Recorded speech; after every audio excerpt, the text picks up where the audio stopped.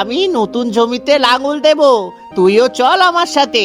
দুজনে মিলে কাজ করলে তাড়াতাড়ি শেষ হবে। আজ আর না রে, শরীরটা কেমন জানি লাগছে। আরো ঘন্টাখানে ঘুমাতে পারলে ভালো হতো। হরিপদ ছেলেটা আগে কিন্তু এমন ছিল না রে মা, বিয়ের পর থেকেই কেমন যেন একেবারে বদলে গেল। সবুজে ঘেরা ছোট্ট গ্রাম শিবপুর। সেই গ্রামেরই এক কোণে খড়ের ছাউনি দেওয়া ছোট্ট একটা বাড়িতে বাস করত হরিপদ আর তার স্ত্রী কমলা। গ্রামের মানুষ যেখানে সকাল হতেই মাঠে কাজে নেমে পড়ে, সেইখানে হরিপদ সকাল গড়িয়ে দুপুর হলেও বিছানা ছাড়তে চাইত না। আর তার এই অলস স্বভাবের জন্য সংসারে সমস্ত দায়িত্ব এসে পড়েছিল তার স্ত্রী কমলার কাঁধে। হায় বিধাতা, সকাল থেকে একা একা কত কাজ করছি, আর এই মানুষটাকে দেখো আরামে নাক ডেকে ঘুমোচ্ছে।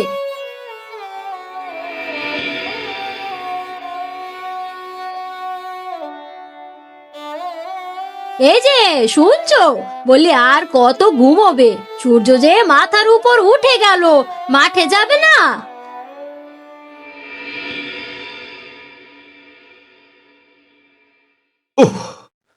ওই যে শুরু হয়ে গেল।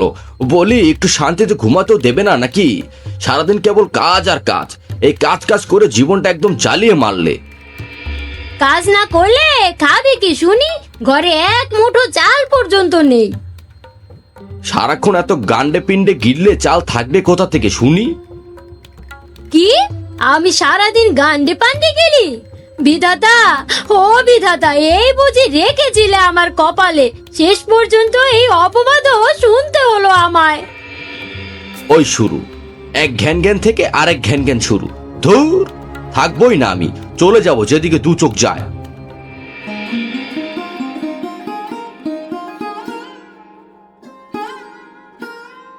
মা, ও মা, আমার যে খুব খিদে পেয়েছে, আমাকে কিছু খেতে দাও না মা, আমার যে খুব খিদে পেয়েছে।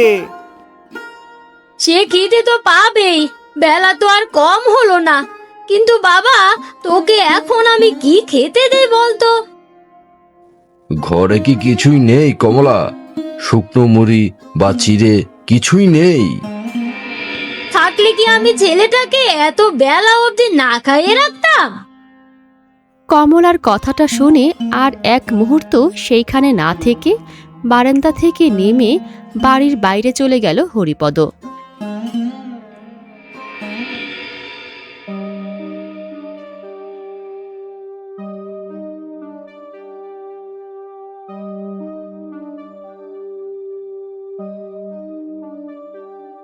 বাড়ি থেকে রাগ করে হন্তদন্ত হয়ে বাড়ি থেকে রাস্তায় নেমে আসতেই রতনের সাথে দেখা হয়ে গেল হরিপদর। কি রে হরিপদ, এখনো ঘুম ঘুম ভাব কাটেনি নাকি? তুই ঘুমাতেও পারিস ভাই। আর ঘুম, বউয়ের জ্বালায় আর ঘুমাতে পারলাম কই? সকাল হতে না হতে শুরু করে দেয় লঙ্কা কাণ্ড। সারাক্ষণ শুধু কাজ আর কাজ। এত কাজ মানুষ করে কিভাবে বলতো? বৌদি তো ঠিকই বলেছে, এই সময় মাঠে না গেলে চাষাবাদ হবে কিভাবে? এইভাবে অলসতা করলে সংসার চলবে কিভাবে রে? তুইও দেখি শুরু করলি। আচ্ছা আচ্ছা শোন, আজ আমি নতুন জমিতে লাঙল দেব, তুইও চল আমার সাথে। দুজনে মিলে কাজ করলে তাড়াতাড়ি শেষ হবে। আজ আর না রে, শরীরটা কেমন জানি লাগছে। আরো ঘন্টাখানে ঘুমাতে পারলে ভালো হতো। তোকে যতই বোঝায় তুই কখনো শুধরাবি না।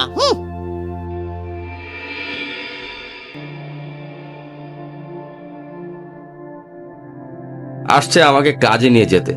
এই কড়া রোদ্দুরে কাজ করলে আমার শরীরটা কি ঠিক থাকবে?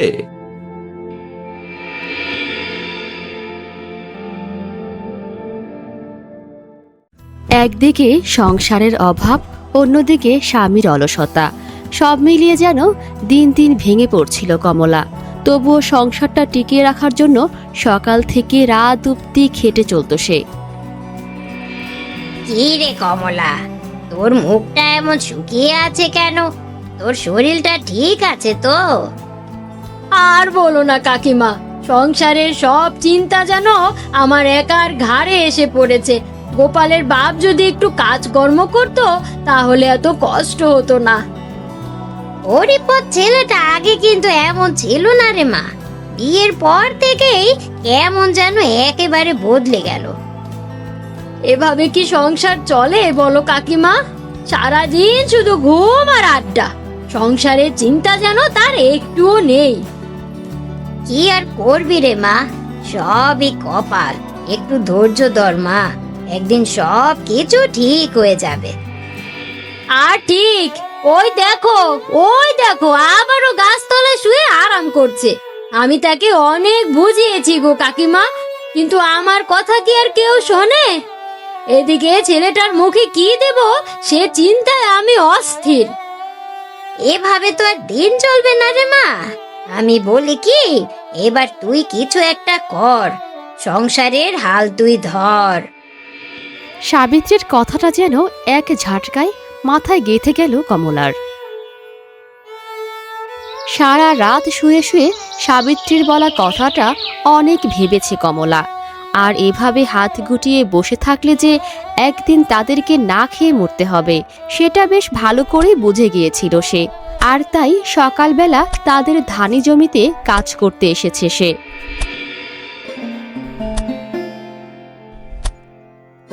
মা, তুমি একা একা এত ভারী কাজ করছো কেন গো?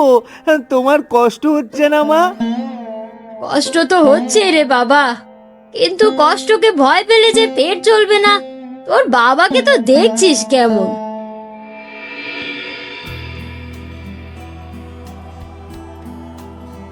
ও মা দিদি, তুমি দেখছি কোমর বেঁধে মাঠে নেমে পড়েছো।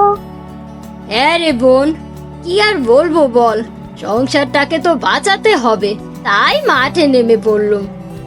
কিন্তু দিদি, এই কাজ তো পুরুষ মানুষের, তুমি একা কিভাবে সামলাবে? পুরুষ মানুষ যদি দায়িত্ব ভুলে যায় তবে মেয়ে মানুষকেই শক্ত হতে হয় রে। জানিসই তো, ভাগ্য করে পেয়েছি একজন স্বামী। সত্যি দিদি, তোমার সাহস আছে বলতে হয়, কিন্তু হরিপদ দাদা জানলে বলবে না? সে যা বলার বলুক, সারাদিন ঘুমিয়ে ঘুমিয়ে কাটালে তো আর সংসার চলে না। আমি ঠিক করেছি এবার থেকে আমি ফসল ফলাবো। তোমারে দেখলে আমার ভীষণ কষ্ট হয় গো দিদি। যাই হোক, আমি এখন আসি, বাড়িতে আবার অনেক কাজ পড়ে আছে। ঠিক আছে, যা।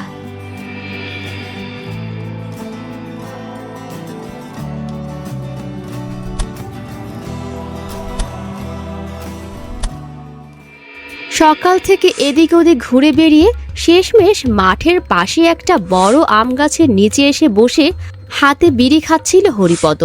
এমন সময় সেখানে এসে দাঁড়ালো রতন।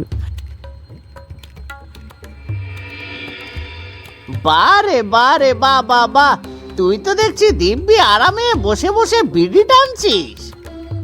তাছাড়া আর কি করব বল, বাড়িতে গেলে শুধু কাজের কথা, সংসারের কথা, বউয়ের ঘ্যান ঘ্যান, মাথা একদম ধরে যায়।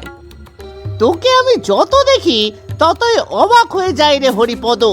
তুই পুরুষ মানুষ রে, তোর বউ ওদিকে মাঠে কাজ করছে আর তুই এখানে বসে বসে বিড়ি খাচ্ছিস। কি, কমলা মাঠে কাজ করছে? শুধু কি কাজ, কোদাল হাতে জমিতে মাটি কাটছে আর পুরো গ্রামের লোক দাঁড়িয়ে দাঁড়িয়ে সেটা দেখছে। কথাটা বলি সেখান থেকে চলে গেল রতন। আর তখনই একইভাবে বসে বসে হরিপদ।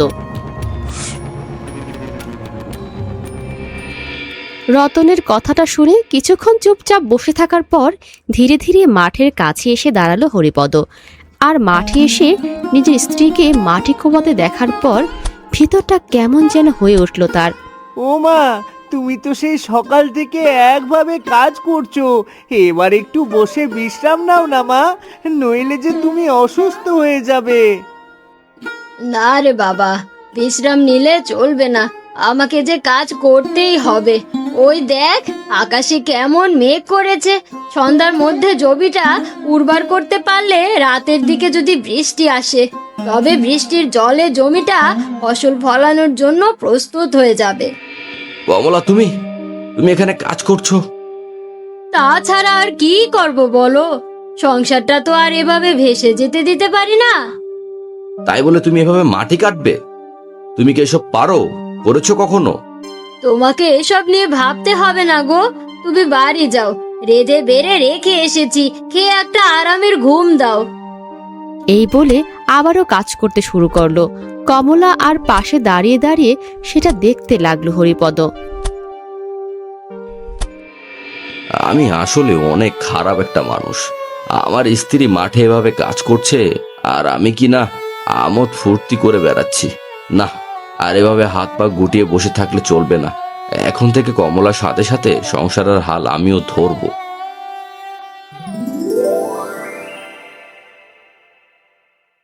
সময়ের সাথে সাথে যেন পুরোপুরি বদলে গেল হরিপদ। ভোর হতেই মাঠে চলে যেত সে, আর কমলাও সংসারের সমস্ত কাজ শেষে চলে যেত মাঠে। দুজনের অফ্রন্ত পরিশ্রমে তাদের জমিতেও এবার প্রচুর ফসল ফলেছে। চারদিকে সোনালি ধানে ভরে উঠেছে মাঠ, আর চোখ ভর্তি জল নিয়ে সেই মাঠের দিকে তাকিয়ে আছে কমলা ও হরিপদ। বাবা, ও বাবা, আমাদের মাঠে কত ধান হয়েছে দেখেছো? এই ধান দিয়ে চাল করলে আমাকে কখনো না খেয়ে থাকতে হবে না, তাই না বাবা? হ্যাঁ রে বাবা, এখন থেকে তোকে এই না খেয়ে কষ্ট করতে হবে না। সবই বিধাতার আশীর্বাদ আর আমাদের পরিশ্রমের ফল। বাহ রে কমলা, তোদের মাঠটা তো একেবারে সোনায় ভরে গেছে। এসব তোমার আশীর্বাদ গো কাকিমা। সেদিন তুমি আমাকে সাহস না দিলে হয়তো আজও আমাদের জীবনটা ওই অভাবের সংসারেই থেকে যেত। না রে মা, এসবই হয়েছে তোর পরিশ্রম আর ভাগ্যে। আমি তো শুধু তোকে সাহস দিয়েছি। এটাই বা কয়জন দেয় বলো কাকিমা? তোমাদের মাঠ ভর্তি ফসল দেখে যে আমারও প্রাণটা জড়িয়ে গেল গো বৌদি। আর হরিপদ, ভীষণ ভাগ্য করে এমন একটা বউ পেয়েছিস, বুঝলি? সারাক্ষণ তো বউকে গাল বন্ধ করতিস, এখন দেখ সেই বই তোর জীবনটা কেমন বদলে দিল। রতনের কথাটা শুনে কমলার দিকে তাকালো হরিপদ। কমলার হাসি মাখা মুখটা দেখে বুকটা ভরে উঠল তার। এরপর দুজনে মিলে কঠোর পরিশ্রম করে নিজের ভাগ্যকে পরিবর্তন করতে লাগলো কমলা আর হরিপদ।